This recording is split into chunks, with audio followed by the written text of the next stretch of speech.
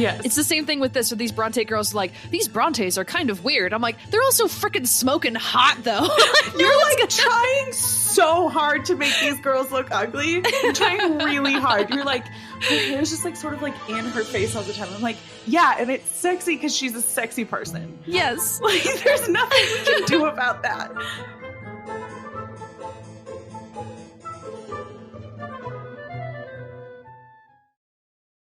Well, hey there, Lillian. How's it going? It's going so good, Piper. How are you? I'm good. It's sunny today. It makes me very happy. So Yeah. I'm feeling just like bright and refreshed on this happy Saturday. Yeah. Mm-hmm. We're really leaning into it. I feel very much our summer hour vibes today. Oh yeah. No. And it's doing everything for me. I am revitalized, energized, excited to talk about our movie today. yes, we watched this is not a palate cleanser episode. It does feel like cheating that it's not a palate cleanser episode. But we watched the movie Emily from 2022, just last year. Yeah. And it's about Emily Bronte, and then also other people are there. And I have a lot of thoughts and feelings about it. And I'm excited to talk. Me too. I was really jazzed when this movie was announced and I was seeing like ads and stuff for it because it was in, our podcast was in full swing. And I was like, oh boy, this is like so on topic for us. I was also really jazzed because an actor that I really love, Oliver Jackson Cohen, he plays William Waitman, the love interest in this. And so I was just like, ooh, this guy that I already have a crush on is going to be in this movie that has to do with a podcast that I am recording. I can't wait to talk about it. I have to know what you know him from, because the whole time that he was on there, I was like, generic, rich boy, pretty boy. That's what you look like to me. So you wouldn't know him because he mostly is in kind of like horror and thriller stuff. So he was in the very amazing and popular Haunting of Hill House and the kind of sister series Haunting of Bly Manor. Okay. So in the first one, he was the like cocaine addict brother. In the second one, he was kind of like I can't really talk about his character without spoiling it, but he's a cool, spooky, potentially evil guy. And then also he was in, I think for at least American audiences, one of his big kind of breakout things was when they did the Invisible Man remake with the lady from Handmaid's Tale. He was the like evil boyfriend who turned himself invisible so he could be a dick. All good stuff. The only thing that I looked at that I like have considered watching before, because I did see a lot of spooky movies on his past history, is he was also in Mr. Malcolm's List, which came out also in 2022 and is like, it's a very Bridgerton-esque, like that's the vibe that it's going for from the trailers that I've seen. So it looks good. It looks interesting, but that's what I recognized him as, like, oh, maybe our listeners would know him from that because that's more of a period drama kind of in their realm. I'm sure some of our listeners enjoy the spook scares too.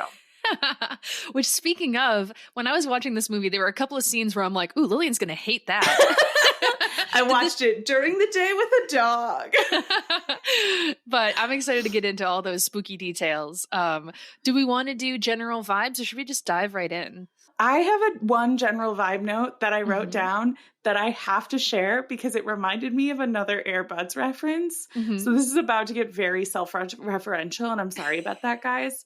But I wrote, what a sexy little tragedy. How cute. Oh my God. And it reminded me of a joke you made when we did our Bridgerton episode where we talked about romance and erotica and like what the lines are and what the meaning is and all that stuff.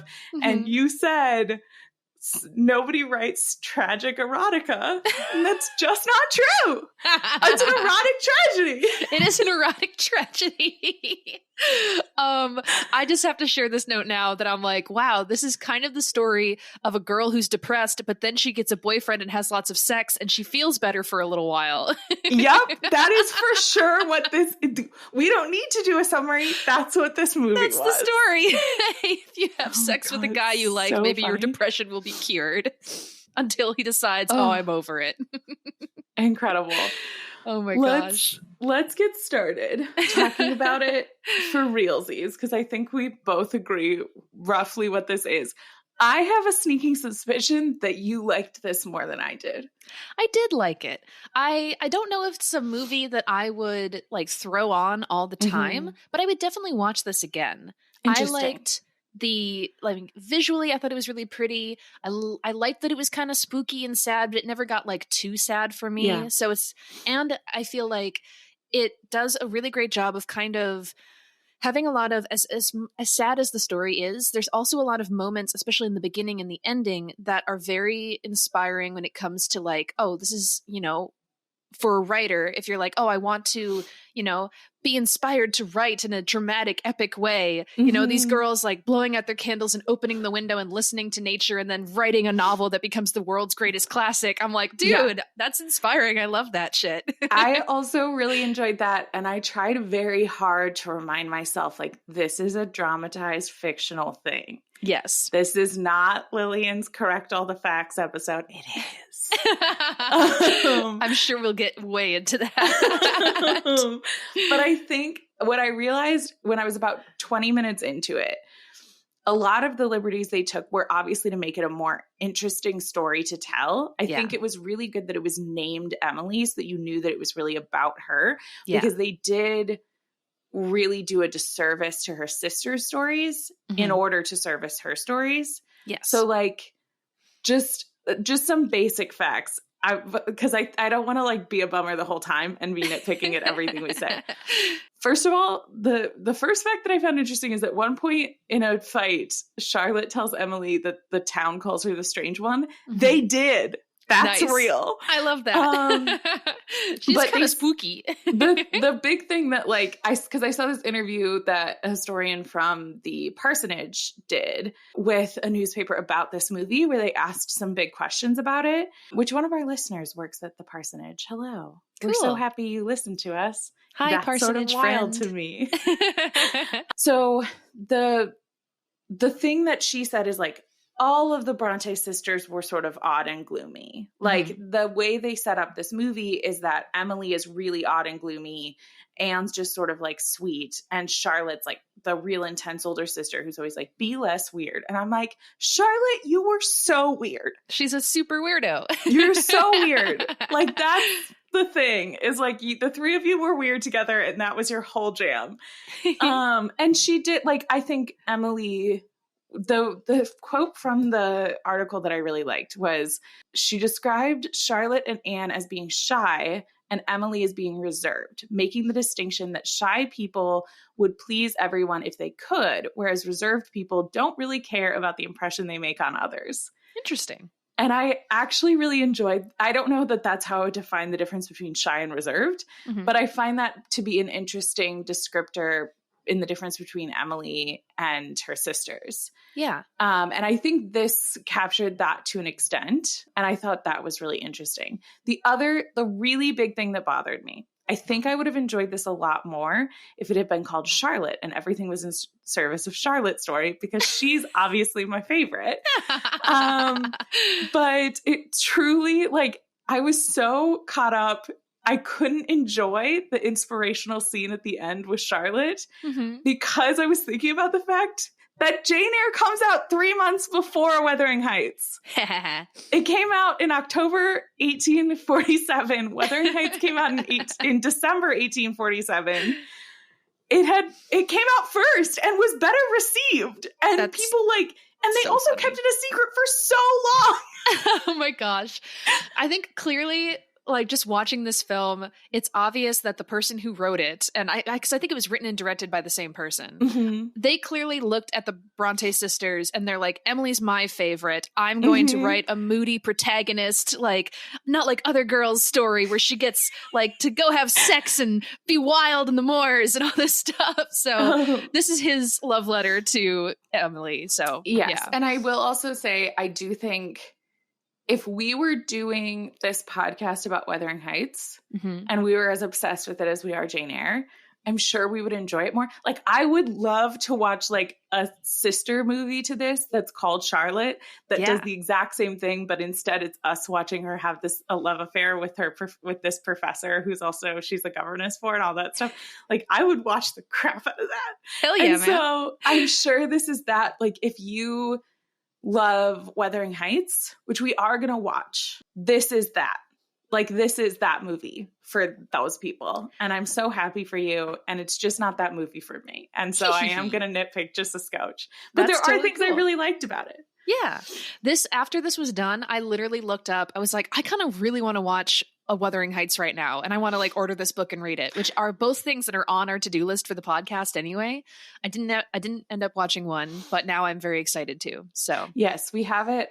It's our next palate cleanser, which because of summer hours is pushed out. But you guys, actually, usually we don't do this, but I'm going to do this now. Usually Piper and I we'll have our conversations about logistics for the show privately, and then we'll post it on the podcast. But we've talked about either there's an adaptation of Wuthering Heights that Piper wants to watch, and I found 4 that we could do a survey for. And if you have strong opinions that we should do a survey, you have to tell us now so that I win. Oh my God. Wow. Yeah, I mean, we could do it that way, sure. In case anyone's wondering, that's Piper's I don't love this joke voice. No, it's totally fine. I'm just like, so for logistics, a survey is totally cool. We should totally watch whatever version you guys want.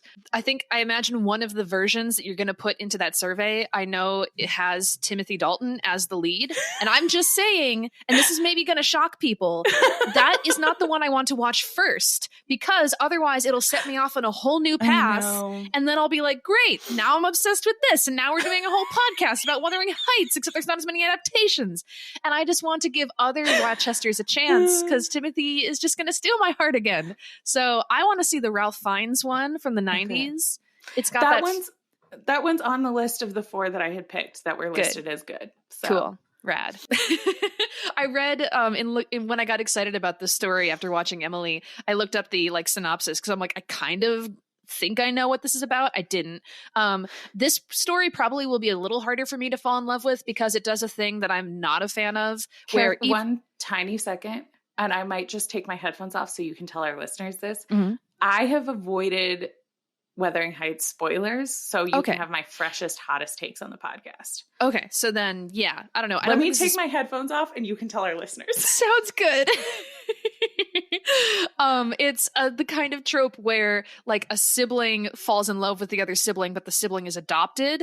But I'm like, it feels weird to me. But again, I don't know what point he joined the family before he fell in love with the girl, so we'll just find out. But I'm excited to see it. Okay, go back.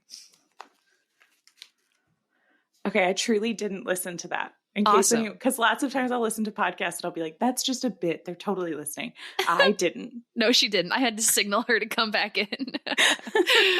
Okay, so let's get into this movie itself. My first note is that the very beginning of this, it gave me total Little Women vibes. Of the sisters, like, just kind of being rambunctious, making up stories together. I loved, what was it, Captain Creepy or something like that? Her like cute little like fictional guy. Yes. That was very charming. And it immediately, especially with this more kind of like modern like filming style, it felt a lot more like the new Little Women of this kind of like, lens flares, dramatic landscape shots, up close pictures of her lips as she speaks. It's a very beautiful montage, things like that. I will say something that was pretty, the up close lips ones, she has very kissable lips. Oh yeah, she does. Yeah. She looks so the Emily is played by Emma Mackey, and she's been in a bunch of things. She's been in she was the star of Sex Education. Anybody who saw that TV show, she's going to be in the upcoming Barbie movie. And the reason that is particularly relevant to me is because the way I know her best is she looks so much like Margot Robbie. Oh yeah. Like so much like Margot Robbie. I think it's Margot Robbie every time. It's the case of, and I think about this now every time I think about how the Pride and Prejudice, the most recent one that we love with Keira Knightley, how every single one of those girls, like they were early in their career when they started that film, and now they're all like 10 out of 10 model goddesses. Yes. It's the same thing with this, with these Bronte girls. Like, these Brontes are kind of weird. I'm like, they're also freaking smoking hot, though. You're like trying so hard to make these girls look ugly. You're trying really hard. You're like, her hair's just like sort of like in her face all the time. I'm like, yeah, and it's sexy because she's a sexy person. Yes. Like, there's nothing we can do about that. It mostly stood out to me with the Charlotte actress, because they have, you know, her hair parted down the middle and they give her these tiny little spectacles. But like the scene at the end when she's like staring out the window, I'm like, this looks like it's like a makeup commercial. She's so beautiful. Well, and the funny thing is, so that's Alexandria Dowling is her name. And what I was trying to remember what I knew her for, because she looked like vaguely familiar.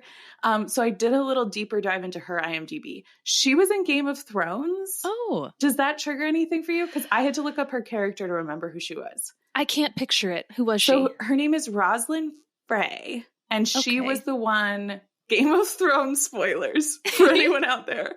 She was the one who married Robb Stark's uncle at the Red Wedding. Okay, gotcha. So she was like the prettiest Frey. That was her whole thing, was that like in this like ugly incest family, she's the pretty one. That was hilarious that he's like, I don't want to marry an ugly girl. And then they reveal her and he's like, oh, I'm okay with this now. I'm actually on board now. He's like, I totally want to marry into this creepy incest murder family. Sounds great. It's fine. But to be fair, they all are. Oh my God. So yes, very beautiful actresses. I've shared that I have a big crush on Oliver Jackson Cohen. He's just incredibly tall, has like a beautifully like angular jawline, and also, okay, I was not expecting this movie to be this sexy, but like he's super hairy, and I like a good hairy chest, so that was nice. Yeah, I think I agree. I don't want to get, I mean, we could go into the sexy part now if we want to, or we can talk about the stuff that leads up to the sexy part. Let's lead up to the sexy stuff. Okay. So yes, these are some of my initial things. What are some of the early stuff that you want to talk about? I think I spent the first like 20 minutes of this movie being like, I don't know why they're making Charlotte such a bitch. They just made her so mad all the time, which like, I do think she had a little bit of that, I do think she had a little bit of that oldest daughter syndrome, in that like she was like, her mom had died and their aunt came to live with them. And like, so she sort of had this responsibility for her sisters and her brother. She sort of like felt that responsibility, which like that felt sort of real to me. But her constantly being like, don't be a little weirdo. We have to stop writing. We're adults now. And it's like, no, I'm sorry. There's no way that Charlotte Bronte was like, stop writing your silly little stories, Emily. What a waste of your time. Oh my gosh. Well, I feel like the movie is definitely trying to be, because she's in the beginning, she's gone off to the school for a bit and she's just come back and everyone's like, oh, Charlotte's back. Hooray. She went into the big wide world and she learned things. And now she's back and she's a success and all this stuff. And she's like, I did it. I left this town where the dead people are poisoning our water. And I came back to like, you know, look down my nose at all of you. So that's definitely like the whole vibe that they're like trying to do.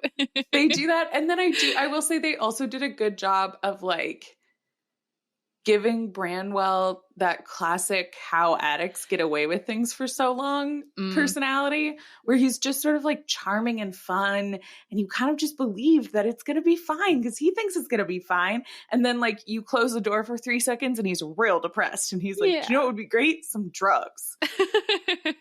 I really loved, some of my early notes are Branwell the badass. Like I loved when they're hanging out in the moors and she sees what he's written. And at first I thought it was actually a tattoo, but I'm like, dude, I'm like, he's out here like smoking and he's got tats and he's like, hey, I got this new philosophy and it's like all this stuff. I'm like, dude, I love this angle of like, he's the edgy brother who's like kind of a bad influence, but he helps her like find unhealthy ways to deal with her depression, but at least it's an outlet. So well, and sort of lets her be like, while Charlotte's going, you need to like be normal and like just like let this go. He's like, no, you're cool. Like you being weird is cool. Who cares what these people think? Let's do drugs together in the hills. Which I think is really, there are people in my life that I know who are like that, who are like the fun people, but then like maybe they don't get any structure. And so they don't have any place to kind of take a break from that. And then you worry about them all the time. But I did like that scene. And one of the notes that I wrote down specifically, because later Emily writes on the same thing on herself. And I wrote down, it must be hard to draw on your skin with quill. Yeah, that would hurt. Like a pen, I mean, we all did that in school, right? Like you draw like little secret messages on your hands, or you like come home and your hands are covered in ink. Your mom's like, why would you do that? That was a Sharpie, Lillian. Adults used to get so mad at me for drawing on my skin with Sharpie. They're like, it's going to seep into your blood and poison you. And I'm like, not. No, it's not. I'm like, dude, I'm never going to actually get a tattoo because it's just not for me. It's too permanent. But like little me, I drew all over my hands, and I'm like, someday I'm going to have like tattoos all over my fingers that are like rings that I can never take off. And it was like, you know, so I feel that. I'm super cool. So I do have a single tattoo. Yes, it is cool. Everybody has acknowledged that I'm the cool bad boy on the podcast. Obviously. I'm not cool. Famously, cool people have podcasts about Jane Eyre. That's like what cool people do. So yeah, obviously. we know what's cool. One time Piper broke her arm in high school because we were climbing on buildings, and I stayed on the ground and told them I thought it was a bad idea. And I let a boy convince me to push off without having any way of landing, and I broke my arm. But it was all for the boys. It was all for the boys because Piper was cool. That's what we need to know.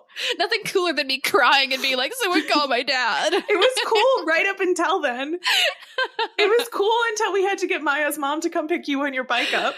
Oh my God. So good. Okay. Before we get into like sexy stuff, I want to talk real quick. This whole like mask scene thing was fascinating to me. And I was also like, okay, if this is pure fiction, this whole like thing with this mask, because he opened that box, I'm like, what the fuck is happening with this? This is weird.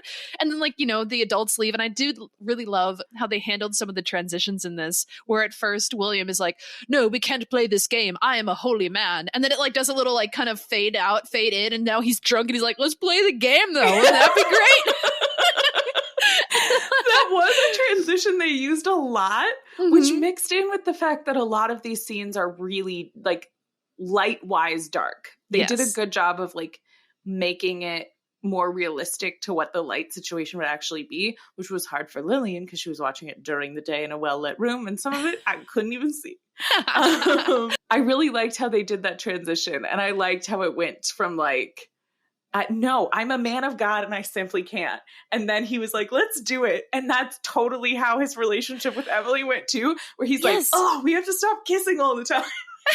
She's like, okay, you're a little hot and cold with me right now, guy. And then he's like, let's have sex. An amazing summer of sexual experiences. And then one day he's like, wait, I just remembered, I believe in God and I can't do this. It's a sin. And she's like, come on, dude, what? Well, but let's loop back to the mask before we dig into that. Yes. Okay, so I thought it was a beautiful scene. It was really spooky. It totally gave me the Conjuring vibes, which I just watched that movie recently. 10 out of 10 would recommend for spooky fans. So in case it's been a while for some people, what happens in that scene, Piper? So they're playing this game, which I found like incredibly interesting, that the idea is that they put the mask on, and it's kind of, I bet this was in the time when seances were like really popular for like parlor games and stuff like this. Yeah. So they put on this mask, and the idea is that you open yourself up and like a spirit of some famous person could come into you. And it's kind of like a different play on the whole, like, you know, name. Well, we always call it name on the head, where you like assign a character and you have to guess who you are, except it's reversed. So the characters are trying to guess. The first one that we see, I think it's Charlotte is doing it, and she chose Marie Antoinette. So they find out that it's her because she's like, yes, let them eat cake and all this stuff. Because Charlotte was obsessed with speaking French just to make Emily look like a bitch. Yes, absolutely. So then they bully Emily into playing because she's reading her book and she doesn't want to do it. And what I really loved about the scene, apart from it being like really spooky and emotional, is I feel like there is a lot to unpack with how, you know, everyone's having fun and stuff. And she just like takes it way too like seriously and goes intense and like taps into trauma and like all this stuff. And everyone, so she pretends to be their dead mother, which earlier we have this scene where she's talking with Charlotte, and Charlotte's like, I don't want to talk about mom. She's clearly like, locked all those feelings away. And so she puts on this mask. And I think for Emily, it's an opportunity to kind of talk about her mother when everyone else refuses to. And so she pretends to be her. And where it upsets people at first, her siblings instantly like, play along, or not play along. It seems they actually believe it, because they, I think, all have this unaddressed trauma of losing their mother that they just don't speak about. And so in this terrifying emotional moment, the wind like blows open the window and she's like, the spirits are calling me back, and the Bronte siblings are screaming and crying for their mother to return, and it's intense.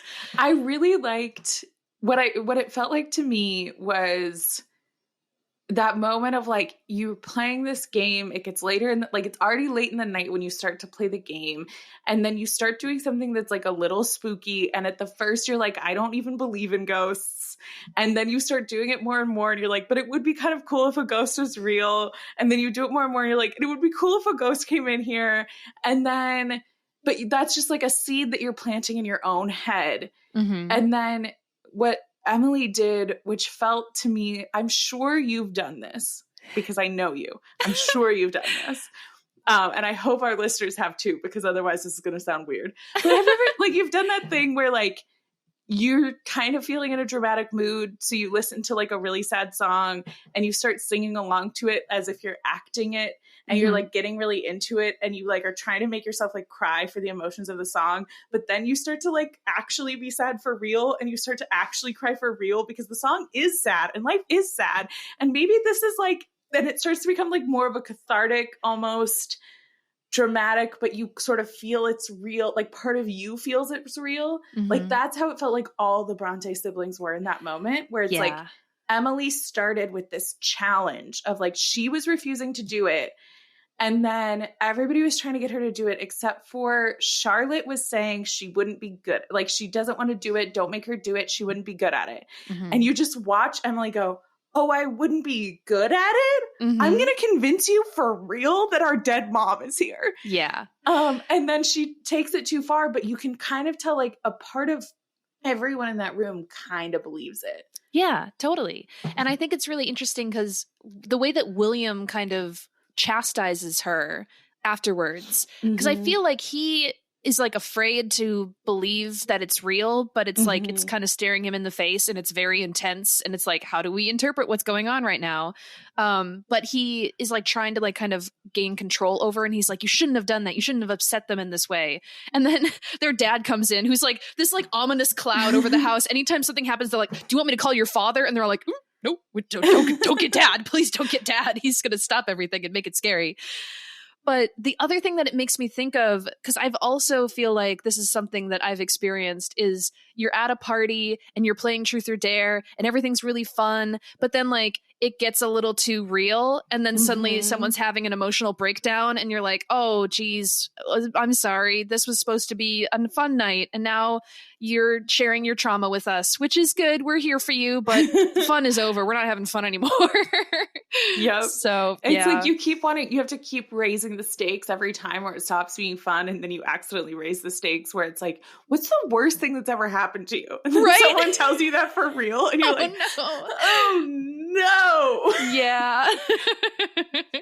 So that scene was a lot, and I really liked it. But yeah, so there's a while when Charlotte's gone and Emily is hanging out with Bran, and they're getting into trouble. And I freaking love that one of the weird things that they do is go and just like look into people's houses and spy on people.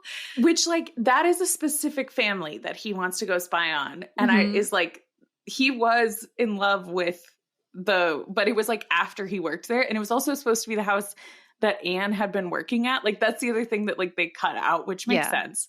That he became a tutor there because Anne had been the governess there for like a really long time. Yeah. And then he like fully had an affair with the wife of the family. Yeah. And I'm like, This is wild and very spooky of you guys to do. It's so weird. And so they go and they peep in the window, and then like they purposely, you know, get seen so they can run away from the dogs, which I love that the second time they do that, he like gets mauled by a dog. And it's just like, this is such a weird way to like, because I don't know, they didn't have cars to burn or cows to tip over, so you might as well peep into a rich man's house. Oh my God. But I love that the punishment is that he has to work there. And the note that I wrote down is like, you peep in the house, you work in the house.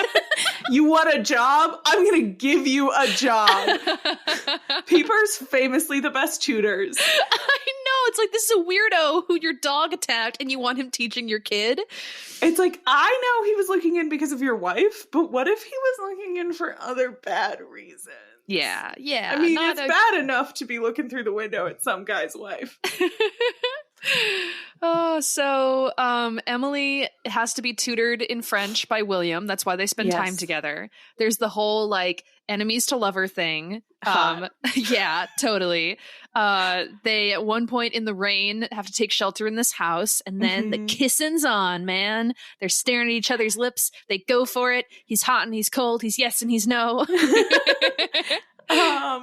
I am so used to period dramas in the way that we watch them that when he kissed her, I was like, oh, holy shit.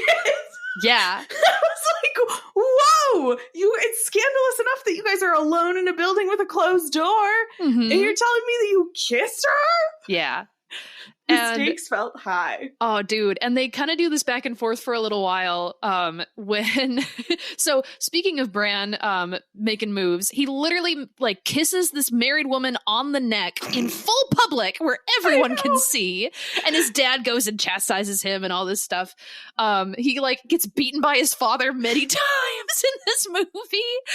But so they have this like romantic kissy scene. And then Emily is brought into her father's office and William is there. And my brain is like, oh, is he going to propose? Like, so they can just make out all the time? That's another question is like, why didn't he propose? I know. You're allowed to have a wife, that you're not like a Catholic priest.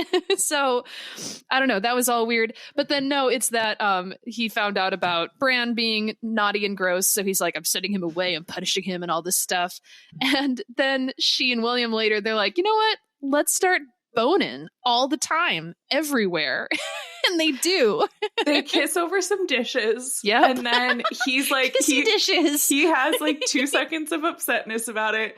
And then whether they planned to meet in this house or they both decided they wanted to bone at the same time is unclear. No, they planned because he sent her a little letter in the Bible when they were in church. So he's up there like preaching about God, and she like gets a little note and it's like, at that house, 3:00, let's meet. And she's like, ooh, okay. And what I loved about it was like, Emily seemed for it. Like, she was like into it, but she was like, I couldn't care less, my guy. Like, you are pretty annoying, but I would bang. Yeah. And if you don't want to, that's fine too, but stop kissing me randomly. And then pushing me away. And then they have this beautiful love story montage that I very much enjoy, where they look very happy together. And my brain keeps going, I need you to explain to me why you can't get married. Yeah. And I really think that I'm not a fan of his character in this. I think he sucks. Nice. Which, for the little I know about Wuthering Heights, is that Heathcliff and Kathy kind of suck. Yeah, totally. The thing that I would say about that is like, I think that first conversation they have in the rain when he's like, I just like I'm always excited by new things. She kind of calls him out and expects him to back down. And then he honestly responds with like, I don't know why. I've just always liked new things. Like the shiny things are fun to me. And that's what I do. And I don't know how that wasn't in her head for this. Right. And also the way that he behaved just with the kissing, that he would be like, let's kiss. Wait, don't touch me anymore. So yeah, but it's young love. You're blind to the red flags. You know, she is essentially a moody, like teenage girl who is like doing drugs in a small town and then starts to like have sex with this hot guy. And she's like, no, this is going to be great forever. Nothing's going to go wrong. It felt like the kind of thing where, first of all, she's in her like mid to late 20s during this. But it felt like the kind of thing where you start doing it because you think it's fun and it doesn't matter. Like, it's like that, oh, I'm going to have a one night stand. Like, none of this. I'm just like a cool, you know how I'm classically cool. So like, I'm not really going to be emotionally invested in this. So I don't care that he's not emotionally invested in this. Mm-hmm. And then 5 seconds into that, it's like Friends with Benefits in 1847. Like, I think this is probably more like the early 1840s, but still, like, and I feel like that's where she realizes she has more emotional investment, but she thinks he's having the same thing too, which, like, I think he was. Yeah. And I think that's why he freaked out. Mm-hmm. But I want to talk about his freak out. Yeah. Because there's a scene early on when they're doing the French stuff where he picks up one of her poems and starts reading it. And they do a really good job of making him shocked, but really enticed by the sexiness. Yeah. Because he says tongue, she reads the word tongue, and then he drops the poem. He goes, oh, and he drops it. He's like, and oh my he, God, like, tongues. backs up. And then he goes back at the end of the scene and picks that poem back up and starts reading it. Mm-hmm. And then he gets more of her poems kind of throughout their time together. And he's reading, I'm not sure if it's the same poem or a different poem, but he's reading it, and there's this effect they put on her voice. So he's reading it in his head, but it's her voice that we hear. And they have this effect on her voice that is sort of like making it a little deeper, that I felt like was insinuating that he like starts to see her as this like temptress devil person. Cool. Which like very much was the philosophy at the time, was that women were too sexual and men wanted that. And so women could say the word tongue and men just had to fuck them. And so that moment leads up to him ghosting her. Yeah. And it's so, because we have this like kind of thing set up beforehand of, you know, she's like doing drugs with Branwell, and now I think for a while sex becomes her drug, and then he pulls away and she has this severe withdrawal, and it's like, I mean, he's a total dick to just suddenly do this without like talking to her and all this other stuff. Like, she's like begging for communication, which he doesn't give, he doesn't supply, and that like if they could just, you know, talk about it, maybe she could have like, you know, moved on and healed better from this. But he didn't want her to move on. That was a really important thing for him. Right. Yeah. So it's like, I agree with you, Lillian, that like the fact that he is so like wishy-washy, I don't like that. Like, you can't do that to a person, especially someone as fragile as she is. But yeah, so he pulls away. She has this kind of breakdown, and it's so sad that she takes her hurting out on someone even more broken than herself. Oh God, that was brutal to watch, but also, yeah. So brutal to watch. She goes to see Bran, and he has like shared first 2 chapters of his story with her. And I love that. So just like we saw in the original like bad documentary that we watched, where it's like he just fails at everything he does. He's like, what'd you think of my story? And she just goes into him, and it's so harsh and cruel, and she doesn't stop at his writing. She like breaks down every aspect of his being, and she's like, you suck, we hate you, you're embarrassment, nobody will ever love you, you should just die, okay, I'm leaving now. And it's just like, and he like still like, as she's going, he's just so broken, because he's like, wait, please come back. Like, he's not mad, he's just hurt and destroyed. And the thing that I wrote down, I was like, Bran was already a bunch of broken little pieces, and she just ground those pieces into dust. And it's so sad and hard to watch. If we're going with your metaphor of broken little pieces, it's like he was like one of those stained glass pieces of art where it's like the broken pieces are kind of glued together in a way that looks pretty. And she went, this is broken. It smashes it even more. And he was like, ow.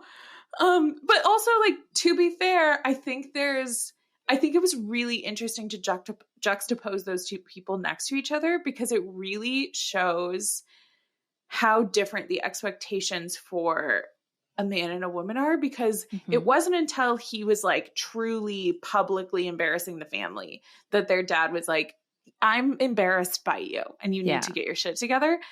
Emily, by just not being fitting into this mold, he already was annoyed by her. And I thought it was really interesting to like look at the level of freedom and how far he was allowed to fall before people criticized him, where she took a tiny little stumble and everyone was like, you did drugs once? What? You're probably the devil for real. Although I did kind of appreciate, I think for the most part, William is no good because he can't commit and isn't the actual support network that she needs. But I did like that when he first identified that she was like stoned on opium and she's all like, you're going to tell my dad. And then like she doesn't get in trouble and she goes back and finds him and she's like, why didn't you rat on me? I thought you were a total rat. And he's like, no, actually I'm kind of a fuzzy hamster maybe. And she's like, oh, okay. Therapy hamster. Love it. I also enjoyed that he did a thing that is very good when it happens in romances, which was when he noticed she was high, he like pulled her off to the side and he goes, I'm going to kill him. And I was like, Yeah, no, it's great. It's so great. But I love that, yeah. So when she shows up stoned with her shitty, sad depression cake at that party. that was fucking funny. She's holding the cake and like people are like, why are you still standing in the doorway? Somebody do something. And he like he's the first one to put together that she's high and is like trying to help her like not embarrass herself at this party, and just goes like, I'm taking the cake away from you. And she's like, it's probably not good. Yeah.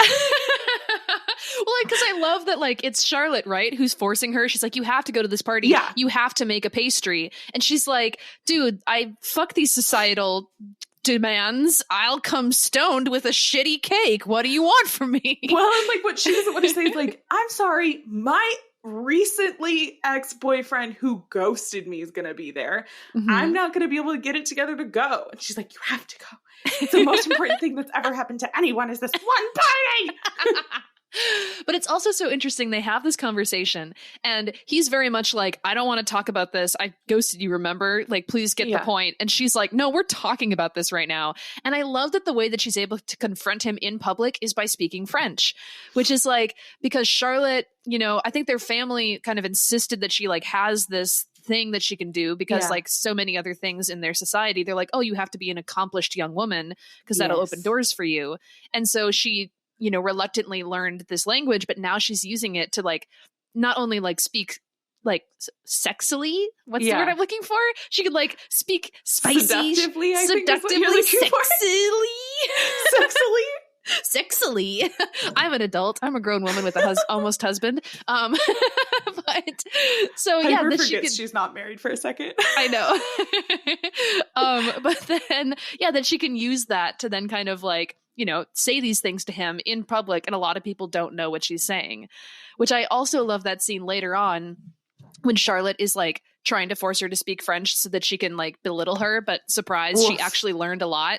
Another brutal moment where Emily is like, you guys want to keep criticizing me? Let me tell you some truths about you. Yeah. And I love that she like puts Charlotte in her place. And it's so great that like her dad before was like, oh, you need to learn French. That's important. But he doesn't speak it. So he's just sitting there and he's like, wow, whatever she just said sounds like she pwned you, brah.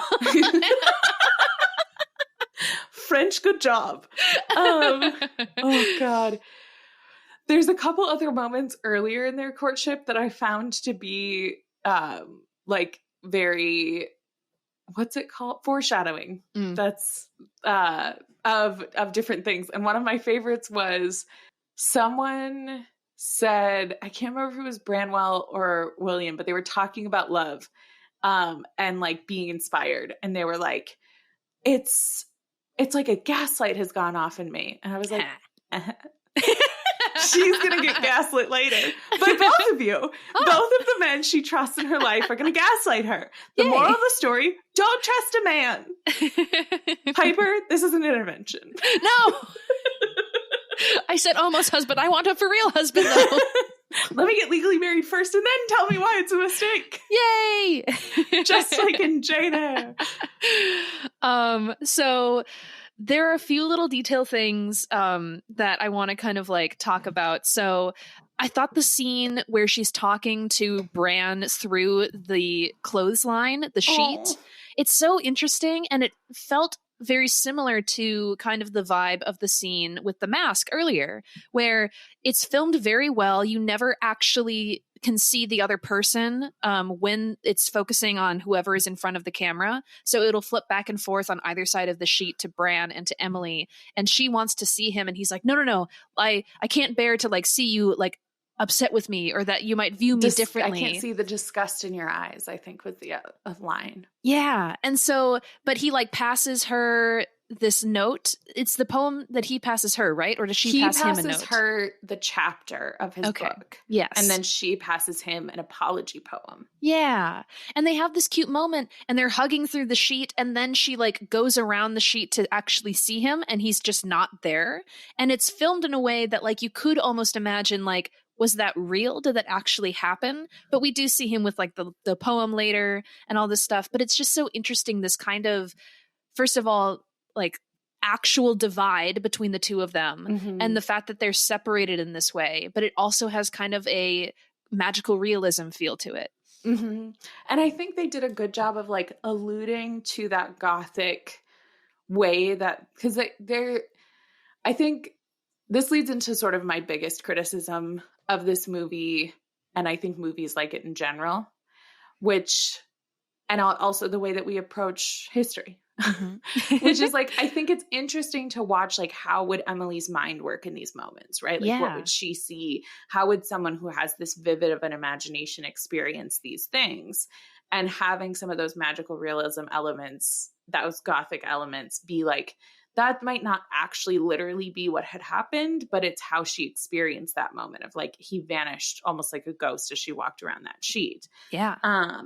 But the criticism that I have of the movie in general in not really doing that is, she did not have an affair with this man. That is the biggest difference of the facts of this movie. There's no evidence that she had a relationship with anyone, although a lot of her personal effects were missing. So like, they don't have a ton of her diaries and things like that. But the diaries they do have, she liked her domestic life and was happy to just be sort of home. And her imagination very clearly did all these other things. And the question that is posed at the beginning of the movie, because the moment that it starts in is actually Emily being really sick and Charlotte on her deathbed deciding to question her about how she wrote Wuthering Heights. Yeah. Which, no, she wouldn't. Just like, short answer, no way. There's no way that's what was happening. But the thing that I find irritating is the idea that she would have to have had a man and she would have to have been inspired by these real events instead of just being inspired by life and witnessing things. Absolutely. Well, there's a line when she's on the moors talking to Bran, and he's talking about how he writes, and he says, I'm going to take the real life things in my life and I'm going to make them extraordinary. And so it's like that kind of concept of, like, she could have obviously, and I think she probably did, just come up with a really cool, intense Gothic story without having experienced any such things in real life. But it is that interesting conversation of, can you make this up if you don't actually experience it? Like, do you need to have real life experiences to like put that level of emotion into your writing? And this writer director of this movie seems to think she must have had some kind of like passionate affair to like have these emotions. Well, and I don't even know that he necessarily thinks she has to have. I think it's like, there's an interesting way, like, what if she did? Yeah. Like, what if she did and we just don't know about it? Yeah. And this is that story. Another one that's very similar to that is there's one that's Becoming Jane, that's about Jane Austen. Also famously single until she died a little bit too young. And I think what I found frustrating about this wasn't just that game of like, well, what if she did have this affair? It also diminished her relationships with her sisters. Yeah. It took a lot of the inspiration for writing away from the female characters and gave it to male characters. Yeah. It made Branwell her inspiration for writing and her biggest encourager. It made William someone who, like, he was devastated that she stopped writing. And so at his death, she started writing again, which, like, she didn't have a relationship with him. That man existed. He was the one that everybody thought Anne was in love with because they looked at each other sometimes in church, which if they looked at each other the way these characters looked at each other, I get it. I agree. They were fucking. But I think that that's what I found frustrating is like the true story of the Bronte sisters is so much better than this in that it's three women who are in a time when their brother is being called a genius and that pressure is killing him because he's a creative person who's putting too much pressure on himself to live up to that. And they are you can't argue the Bronte sisters weren't geniuses. They were incredibly, unbelievably smart women who made art that lives on. Yes. Like that, there's no way to argue against that. Yeah. But there was no recognition of that. And they were in a space where I believe that they bickered like that. Like the sibling dynamics, I believe that they fought. I don't think they were like people who were perfect and always just loved each other and encouraged each other. Yeah. But I think they encouraged the weird parts, and I think they encouraged the creativity, and I think they encouraged the writing. And to take that away from the sisters and give that to the two main male characters in this story pissed me off. No, totally. And that's a wonderful read of that like approach to this kind of story. So I totally agree with that. It is unfair. I think we have to view this movie as fiction. And then maybe in that lens, it can be better appreciated. It's definitely tricky when you take not only real life people, but people so admired and beloved as the Bronte sisters and the Bronte family and kind of turn it into your kind of spooky emo romance. Yeah. So it's definitely taking, And fair. Like he can do what he wants with this. It's an interesting story. It's well done. I think it incorporates a lot of interesting aspects of the Brontes' lives. It sort of amalgamates them a little bit in Emily, and I'm sure there's a ton of Wuthering Heights references that I'm missing. So if you're like a huge Emily Bronte fan and you loved this movie, like tell us about that. I hope you did. Because I think I would have enjoyed this more if it was the same story, but Charlotte got to be the main center of it, you know? Yeah. Not exactly the same, obviously, but with more allusions to like Jane Eyre and other things like that. I get very frustrated by the idea of like, how does this woman who lives alone know how the world works and what passion is? And I'm like, you're right. Women who live alone just sit and knit and cry until a man finds them. That's how my life is. Well, I also love how they showed Emily's passion come through in lots of different ways. Like the scene where she's playing piano and like everyone's amazed. Like it's shot with like, we are looking at the back of her. She's playing piano just absolutely beautifully. And I love that her head is like rolled back. She is like clearly all in. She's feeling this and she's putting that passion into the music. And like everyone in the room is like, fuck, dude, damn, that was awesome. Like, woohoo, again, encore. But so like it just comes out of her. So it comes out in her music, it comes out in her writing. So it's just, she's a person with passion that needs an outlet for it. Yeah. Speaking of that scene, a note that I had in my things that I'm glad you brought that up so that I could ask you about this. Obviously, I think a really important part of this story is that old-timey times were boring. Like there was not a lot to do, so you started sleeping with the curate. But something that I always think about when I watch like period dramas where they're all sitting around and watching someone play the piano is like, we would never do that. And the reason we would never do that is because we all have music in our pockets all the time. And so my question is, it's twofold. One, if we lived in old-timey times, would you learn to play music so you could have music whenever you wanted it? And if so, what instrument? Oh, I would 100% learn an instrument. I would, right now in my current actual real world life, I tried to learn piano and I tried to learn guitar, but I didn't have parents who like made me practice. So I gave it up like a few months into both instruments. I would have loved to, if I had the discipline, I would love to learn piano. The other one that I am like in love with is cello. I think cello is just so cool. So those would be the two that I would love to try and dedicate myself to get some skill. I played piano a lot as a child for many, many years. I think I played for like 8 years, and I made it through 2 years worth of lessons because I did not practice. And then I also played viola for 1 year because I wanted to play cello. And my parents were like, I'm not hauling that around. Play the violin. And I'm like, no, compromise the viola. What's the difference between a violin and a viola? Slightly bigger. Okay. You also play it the same way. If you saw someone playing a viola, you would probably just assume they were playing a violin. But if you ever see like a chubby little viola, it's actually, nope. Chubby violin is a viola. Okay, there we go. Nice. And then I played saxophone for like 4 years. And when I quit practicing, my band teacher was like, did you start getting private lessons? And that was the day I learned practicing was making me worse. Oh,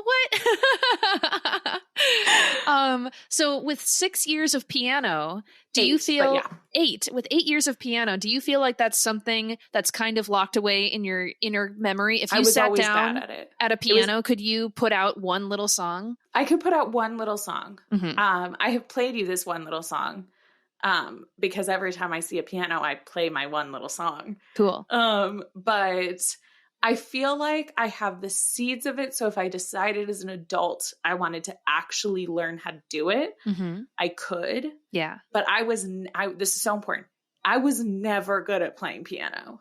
What I was really good at was romanticizing playing piano. Totally. But like all things in my life, I didn't like the part where I wasn't good at it. Same. And that's how you get good at things. Right. Because you do the part where you're bad for a long time and then you get good. Absolutely. That's the secret to talent, in case anyone was wondering. The only thing I've had the dedication for that is with art. So yeah. Yeah, but I can list off several types of art that you do that with, because you also do that with your cosplay and other things. Not that you were ever bad. You've always been good in my mind. It's just with the drawing where, because I definitely remember like in middle school is when I started being like, I want to be a good artist. And I would like look at our friend Shannon's art and she just seemed like naturally amazingly talented. And I felt kind of discouraged, but I was like, no, I'm going to keep drawing and it kind of became competitive. And I think that's maybe a good way is like, I have to be really good at this. I have to be as good as my friends and things like that. So kept at it. Feeling pretty decent with how my art looks now. If you're ever wanting like old sketches of yours that you made randomly in class when we were distracting each other, I used to keep those like I used to, like I don't hoard things now still. I used to keep those and like put them like on my wall or on my desk or in my locker or something. And then whenever I would clean that off, I would put them in like shoe boxes. Fun. And all of those are in a storage unit at my mom's house. So dude, you have my old art? I'd love to see that. Oh, for sure I do. That's so fun. You used to draw like little cartoons of things, like similar to what we joke about on this podcast. You used to draw those and give them to me, and I kept them. Oh, I loved them. Lillian, I love you.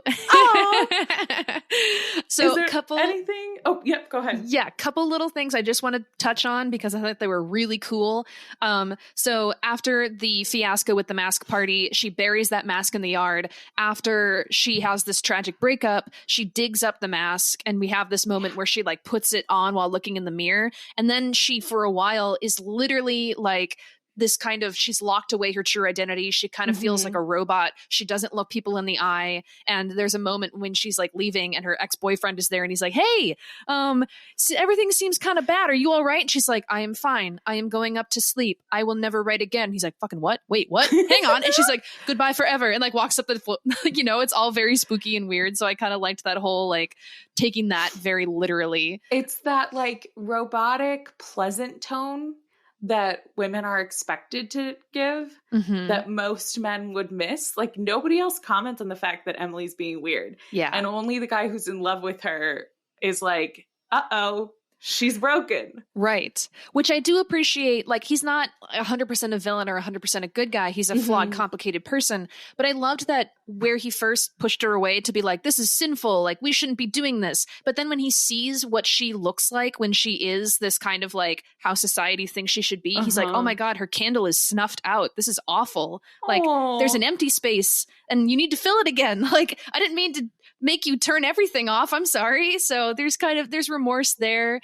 The whole thing that we didn't really talk about with like the plot stuff is that she, like, there's this whole like miscommunication thing. She's going to go off to Brussels. He writes a letter and he stupidly gives it to her like drunk addict brother to be like, I was watching that scene and I was like, why do you think Branwell's delivering that? Yeah.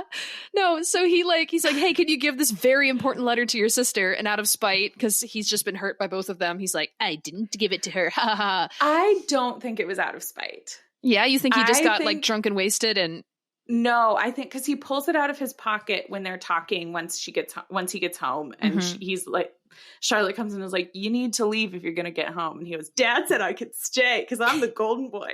And Charlotte's like, I hate this, and then Emily goes in and he goes, I have this poem, I always keep it in my pocket, and he pulls out this other letter, and I truly think it's an instinct of, I'm supposed to protect my sister. Okay. And this man is, because he says to her early on, he goes, he's not for you. Yeah. I think he can tell that guy's a player. I think he can tell that guy's the kind of guy who would just sleep with women. Because that's what he does, because he also sucks. Yeah. And I think he's like, I don't want my sister with someone who's like that. And he clearly, like, from reading the beginning of this letter, I can tell he's already hurt her. Yeah. So I'm not going to ruin her chances to go on this trip to Brussels and live this broader life by giving her this letter. Yeah. I think it was the wrong choice. I think it's incredibly arrogant to make that decision for anyone else. And I hate it. Yeah. But I think it was an I'm lying to protect you situation. And then when he finds William later, because William's been looking everywhere for Branwell, and then he shows up right as the girls are getting in the carriage and driving away, and Branwell's like, yeah, she said, don't talk to me anymore. I don't like you. And he like, like sends off this like mean message or whatever. So, and I will say, I do love a man looking heartbroken after he fucked up. Yeah, and he had a classic period drama sad boy where like his shirt's all open and he's wet and he's distraught and you're like, oh no. Piper's like, I will fix you. Come into my arms, let me hold you. In the meantime, I'm like, Emily, he's not good enough for you. Come here, sweetie. Sound editing in this was amazing. They have this great moment when they're in the house before they kiss, and she's like, they have this whole metaphor, and she's like, yeah, I'm like a fish in a big pond or whatever, and he's like, no, it's not a pond, it's an ocean, listen to the sound. She doesn't know what the ocean sounds like, so she takes him for his word, and she's like, oh, that's really cool. And then later when she finds out that he's died, everything goes silent for a while, and it's like, she can't hear anything, but the sound that comes back is kind of that ocean sound as she thinks about him being dead. So nice. Very cool. She uses her grief to write Wuthering Heights, which who knows, like, again, that's kind of stealing like authorship away from the author of like, well, she had to have a tragic sad boy breakup to write this story. And I think most importantly, her death then inspired Jane Eyre. Yeah. So like, because her sister's like, how do you write? How do you do this? And she's like, I put pen to paper. That's how I did it. And then she dies. And then she opens a window and she hears it, which like, I fully believe that Charlotte Bronte wrote at dusk and dawn with the window open and no candles. Yeah, totally. I believe that's how she wrote Jane Eyre. Yeah. Just well before Emily died. The last thing that I want to say, because yes, this idea that Emily's death inspired her to write Jane Eyre or whatever. But I love that when she writes the book, she first gives it to Anne. And then we have a scene where she's just in the kitchen and Charlotte comes in and throws the book down, falls onto the floor and starts weeping. And Anne walks in and is like, oh, you finished the book. She goes, I hate you. Yeah. And I'm like, frankly, this is what I'm worried about, is that I'm going to figure out the story of Wuthering Heights, which I've been saving away so you can have my hottest, freshest takes. I'm going to like watch it. I don't know that I'm going to be able to read the book because I'm afraid I'm going to finish it and then I'm going to try to find Emily Bronte's ghost and say, I hate you. How dare you? How could you do this to me? So, I liked it. Yeah.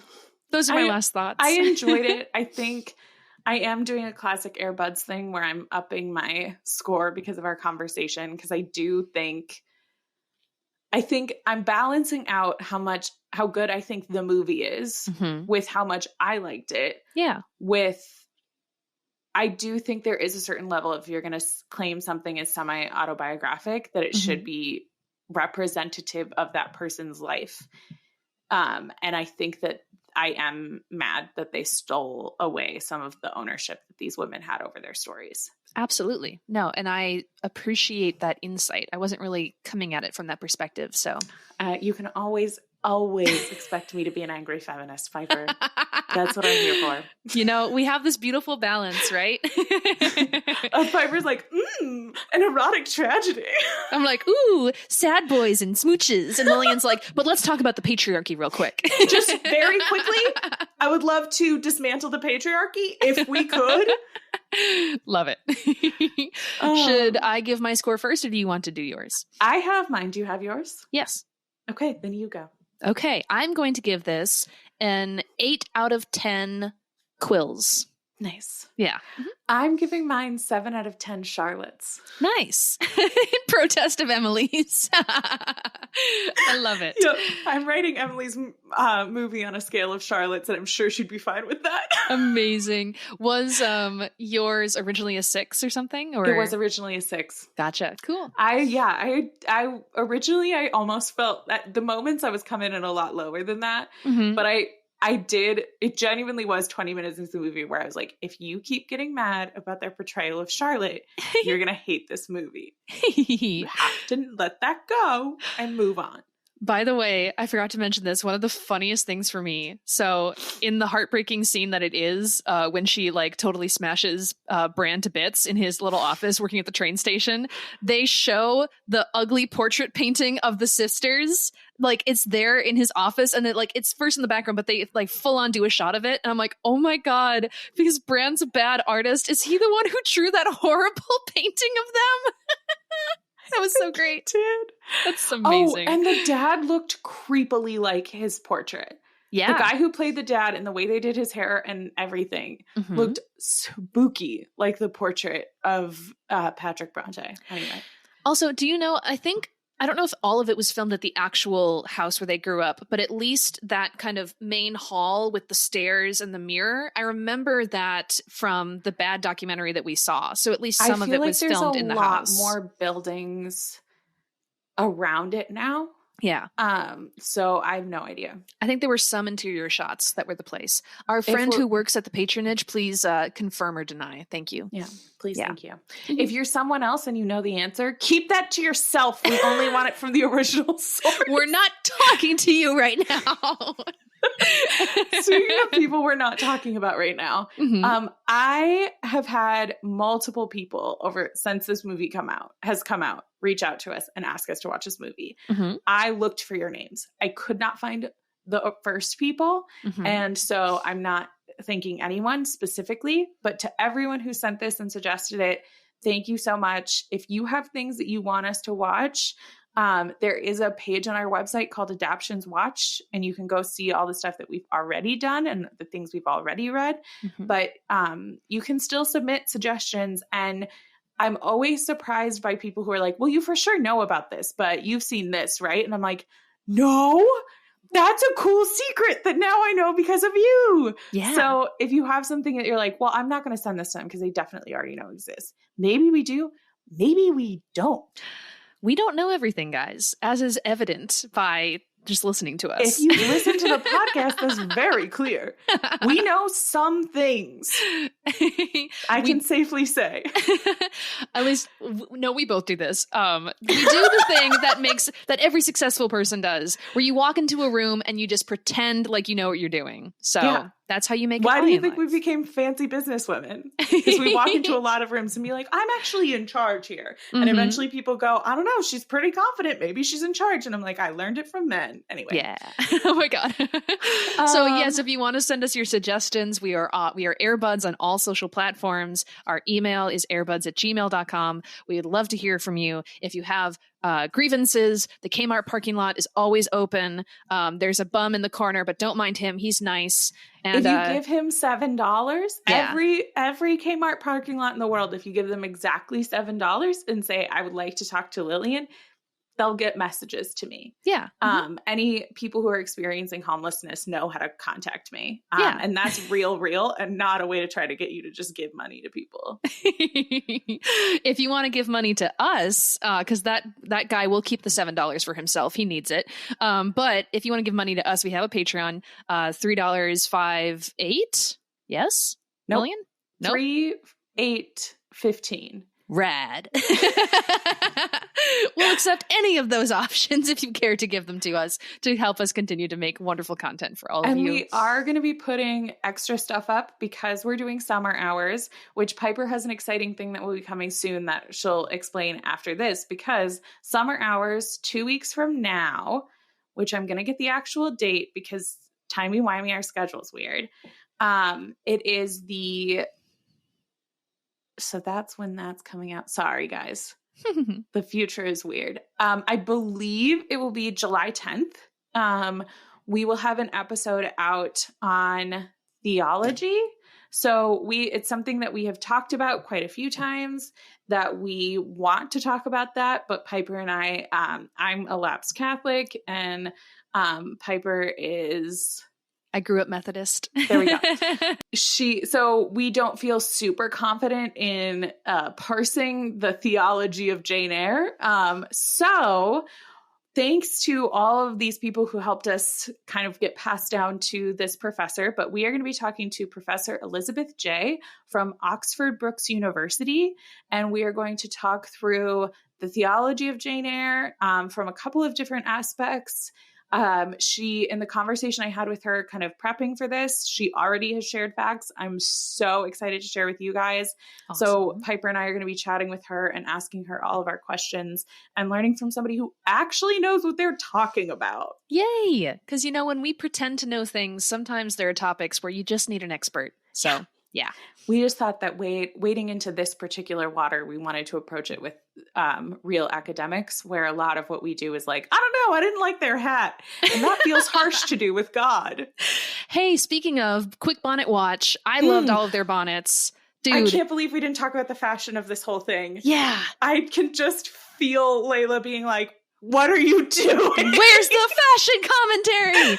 The flowers on the inside. Oh, gorgeous. So pretty. I loved that. All the dresses were great. It was so seamlessly done that I didn't even pick up on a lot of it. Seamlessly? I think the only point that I noticed that they really leveraged her hair a lot for storytelling. So moments where it was down and very wild versus very uptight versus trying to conform to this societal norm. But in terms of outfits, her dress at the party to celebrate Wuthering Heights was the fanciest dress she wore. And I thought that was fun. Yeah, no, it was all beautiful. I loved it. But yeah, we just had to throw that in there. You got to do a bonnet watch. Slip it in there at the end. Yeah. So this has been Emily 2022. Thank you guys so much for joining us as we talk about this. We can't wait to talk about other things with you later on. So in the future, we're going to talk about other things. This is what we talked about today. Yeah. So join us next time. Happy Jane Eyre reading and watching. We love you. Bye. Bye.